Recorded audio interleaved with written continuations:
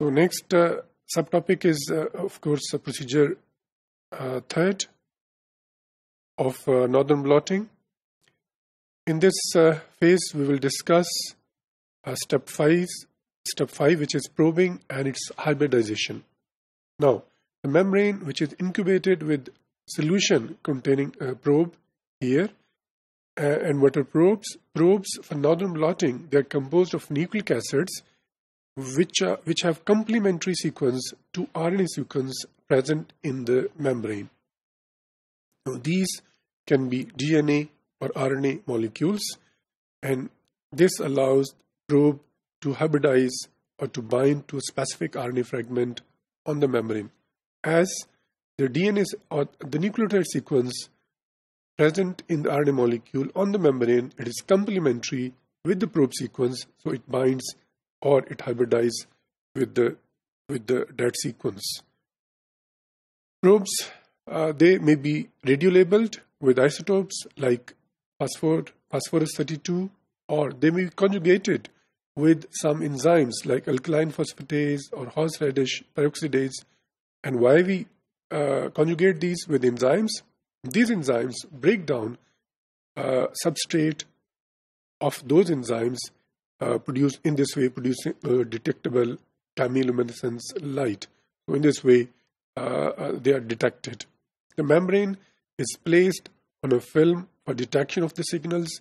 Once the probe is placed on the membrane, and factors which affect hybridization, these include ionic strength, viscosity, and other factors.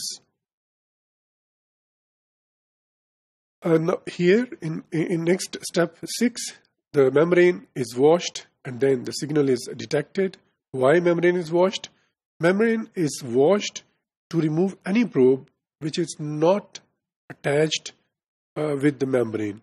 And why it is required?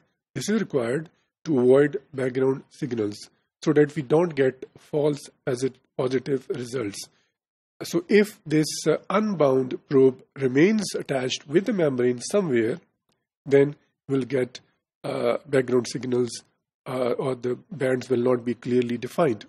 So this is why washing is important here. Then chemiluminescence, which is used here, like we discussed earlier on, this is preferred as it is faster, it is more sensitive, and it reduced health hazards associated with radioactive labels.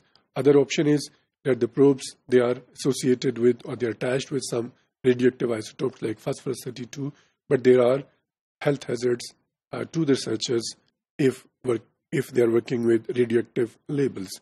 That is why the chemiluminescence procedure is preferred as compared with the radioactive labels.